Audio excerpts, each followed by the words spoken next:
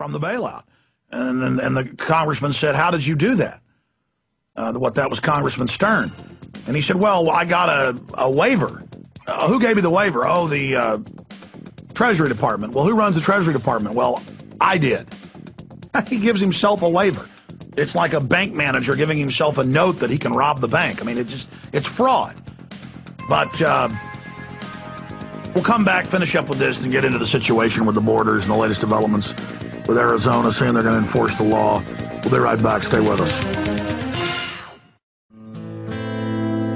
I hurt myself. All right, I want to put bookends on what developed to see if in the I still feel.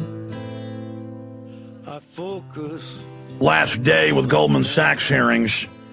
It's really very simple. Problem, reaction, solution.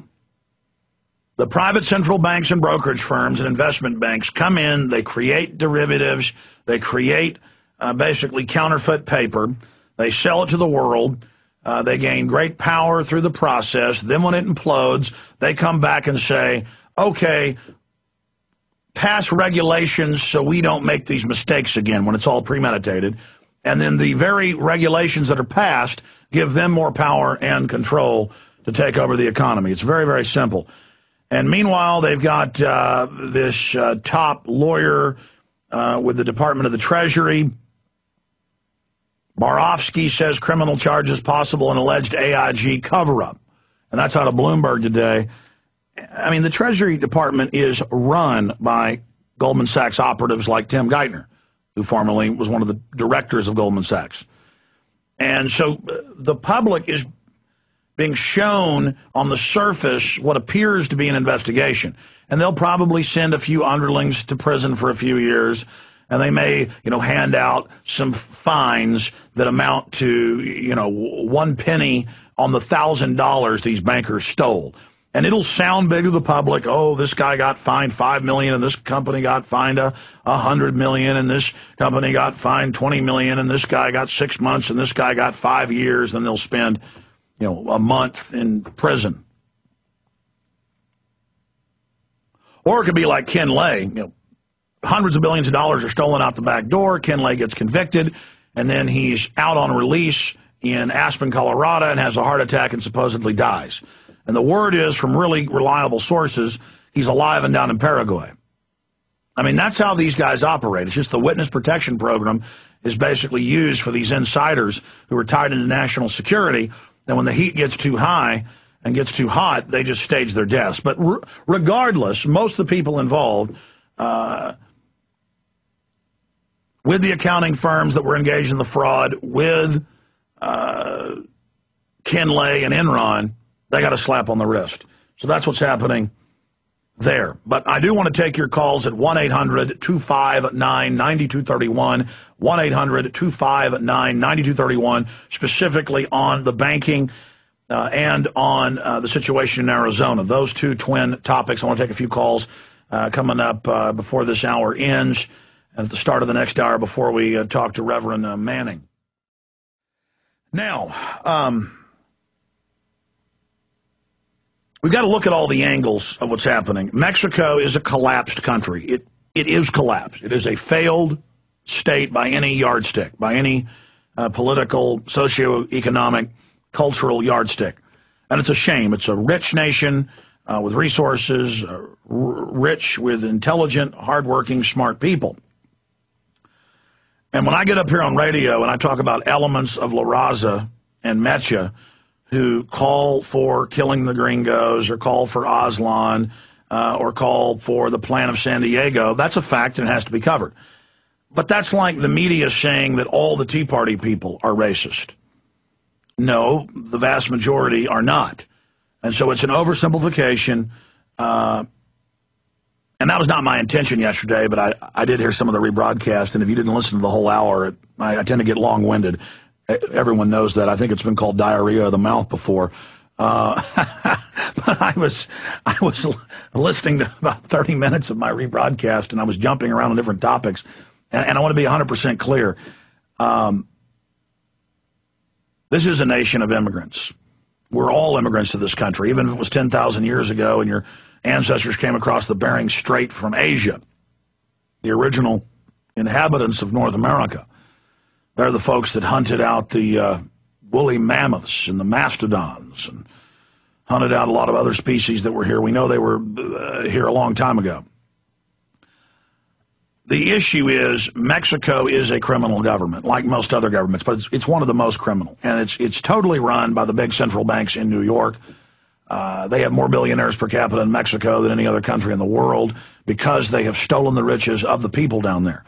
And the American people are now going into the similar bondage that the Mexicans have been under if we don't stop these banking cartels. That's how every third world country has been brought down in history, over and over again. And when the countries try to struggle out of it, they will fund revolutionaries to overthrow the government that's legitimate, or they'll fund a neighboring country to invade them. And it's just a shame what's happening in Mexico. But you do have the criminal element fleeing justice in Mexico, or fleeing persecution, fleeing the agribusinesses that have moved down there and have destroyed their way of life. I've talked many times about going back 20 years ago when I'd be down in Mexico. You'd see UN biosphere signs everywhere, and they'd take the people's ancestral property that were growing corn on and maize and things and raising cattle on or sheep and force them to move to the cities, to the maquiladoras. And, of course, most of the maquiladoras are now shut down. Under globalization, everything moved to China and India. It's an absolute race to the bottom, and that was all done by design, and Ross Perot tried to expose that and warn people. But secondarily, it is not – states can do anything they want under the Bill of Rights and Constitution except for the powers not expressly given to the federal government. And one of those powers is controlling the borders. And that's why Andrew Napolitano, who's a great constitutionalist, has said that this is a very dangerous situation that's taking place in Arizona. Now, I support what Arizona did because it draws attention to the fact that the government is not enforcing the law and that homes are being burned, ranchers are being killed every week, police are being killed, citizens are being raped and robbed. It is wild, wild west. It is, in fact, worse than wild, wild west. It is road warrior level in many areas of South and West Texas and many areas of Arizona and even areas of Southern California. I mean, it is road warrior doesn't even begin to describe what's happening. And I've been talking about this for 6-7 years as things heated up down there. I mean, I've been saying rocket attacks, murder, bombings, killings, rape, kidnappings, burning buildings, and I'd get emails saying, I don't see that on the news. Well, you weren't reading South Texas news or Southern Arizona news. You weren't talking to people that live down there. You weren't interviewing with sheriffs. I mean, it is insanity what's going on down there. And this type of lawlessness is beginning to spread deeper into the country. So we must secure the border. The bipartisan federal plan of Bush and now Obama is just, yeah, we'll fix the illegal alien problem. We'll just legalize them all. Well, if we completely capitulate and say unlimited numbers of people can come here, when there's 6,250+ million people outside the U.S., that's conservative. There's over 6.5 billion, and that's an old number. So 300 million out of that, you get 6.2 plus. 6.2 billion people, they want to come here. Not just because it was land of the free, home of the brave. If there was no welfare, like there was 100 years ago, and the churches and local communities with the welfare, then we could take 30 million people from Mexico alone.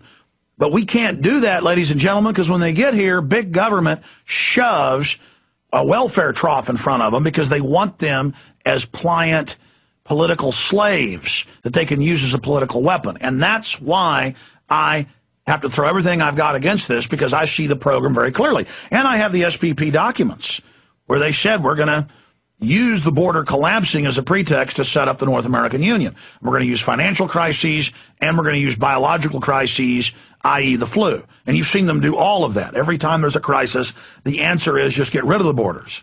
That will fix it, have a unified system, which then brings us all under tyranny. I want liberty in Mexico. I want them to be free. I want their people to have big houses and swimming pools and to build big cities. And I'd probably move there. I love Mexico.